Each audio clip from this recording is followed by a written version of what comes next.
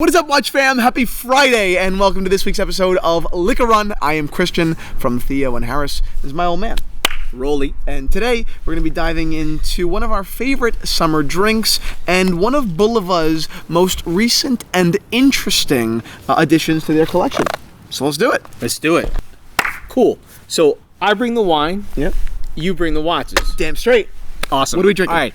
So we're not gonna drink a straight up wine today. We're gonna make an Aperol Spritz. It's summertime. Everyone wants to hang out outside, enjoy life, Right. and really, in my opinion, what better mixed drink to casually enjoy than what you're about to pour us? There's nothing that makes you feel richer. or more Northern Italian, and That's right. Just everything. You know, we found the Aperol Spritz. We were in Venice, okay, Right. and you know, we're Americans. We travel a ton, but we're Americans, so we weren't familiar with this orange drink. And this was before the Aperol Spritz even existed in America. This Yes. was a full year before. So you were looking around and saying, what the frig is that orange drink? And we're at these tremendous old bars. Right. And But everyone's drinking that orange drink. and they drink it so, you know, leisurely and so Italian, you know, and we couldn't figure out what it was. And so then he goes up, my dad goes up, and what is this? and the guy, Spritz.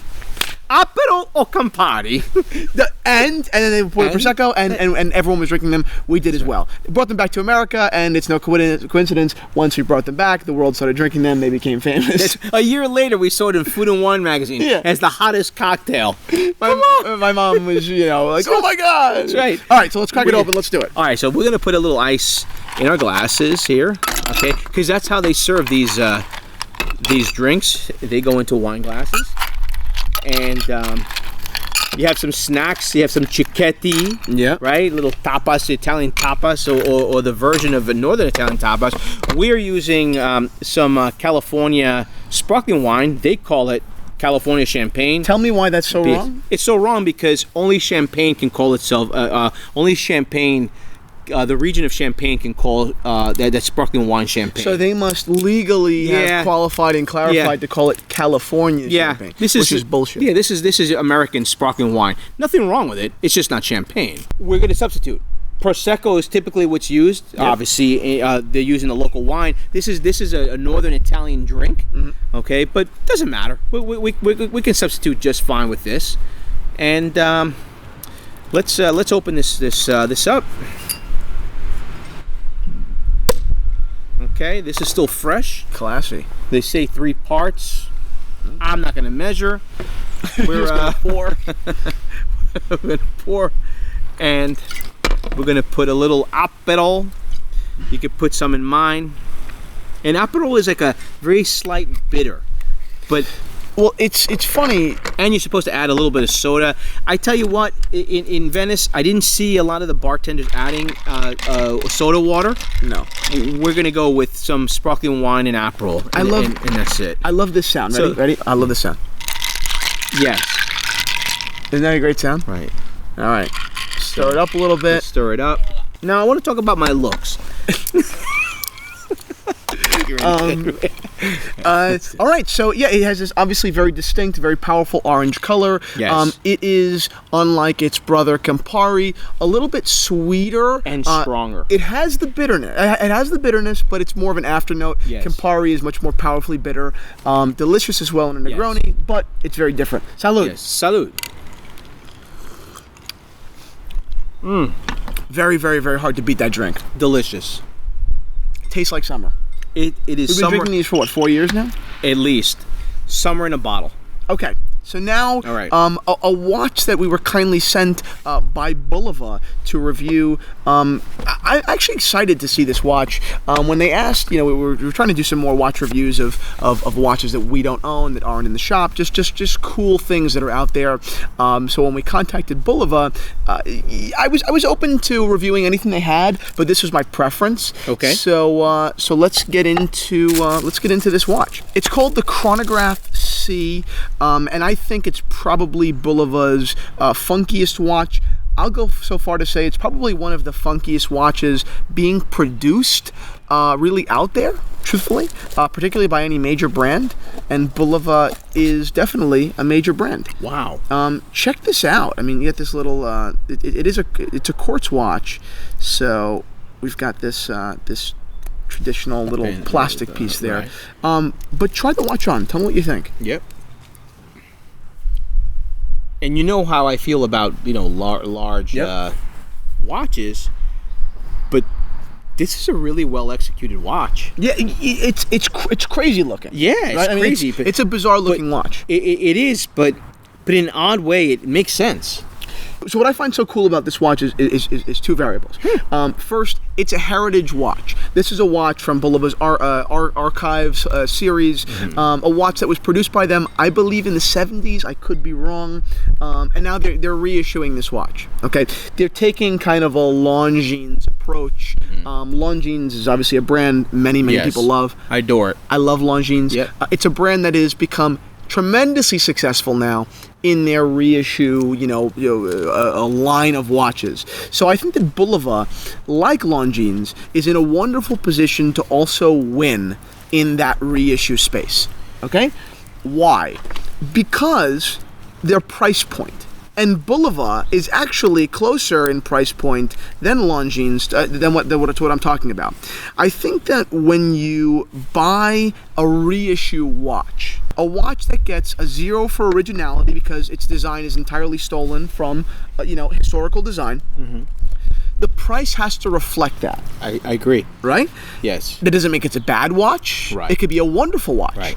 But the price does need to reflect that. Know your place. Longines prices, I think, are wonderful. They fall in that, I think $1,800 to $3,000 range for steel watches. They're mechanical. Longines is a more important brand than Bulova historically.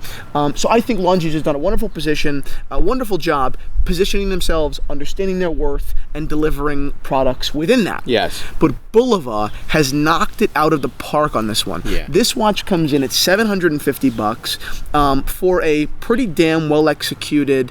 It is a quartz watch, but a pretty damn well executed quartz chronograph from a company that has a right to produce a reissue. Yes. They're reissuing their own watch. Then it's not an homage watch. They're not stealing design from somebody else. Right. It's their own design.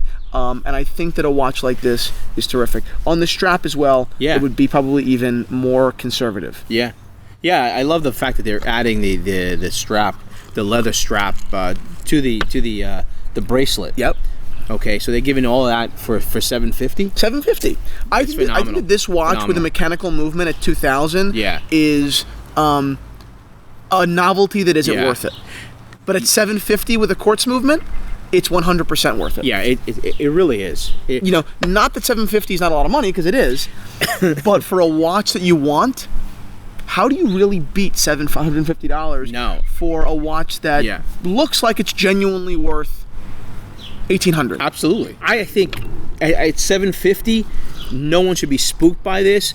I know so many people that come to town and go to Canal Street in Manhattan and Chinatown for the same amount to buy, and they'll spend $750 on a fake Rolex, a fake watch. Bulova, you name it. We're very against fake watches. Right. You are. I am. At $750, I mean, you're getting a great looking watch, but you're also with history. And Bulova has such great heritage, and it's a genuine watch. It's no secret. There's a tremendous amount of there's a tremendous community out there that loves fake watches. Good for you guys. I have nothing against you people. No, I'm only kidding. I disagree fundamentally. That's it. We all can enjoy our days and move forward. I personally will say sternly, $750 for this to me is infinitely times better than a fake Panerai $750. I just 100% do. Yeah. This is a very, very nicely made watch. I think the finish on the watch is terrific. Yep. I think that the only criticism of construction that I have on this watch is, and I have this bracelet on my Breitling Super Ocean Heritage. Right.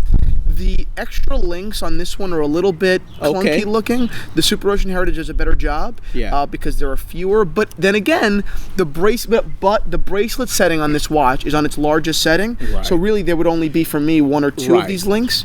So realistically, and we're on the smaller side. We're on the smaller side. Yeah. So for me, if I were to wear this watch, the link problem wouldn't be a problem for me. But if an 8.5-inch wrist guy wore it, I could see how the bracelet inconsistency would be a bit of a problem. Yes. But overall, very, very hard to beat this. Yeah.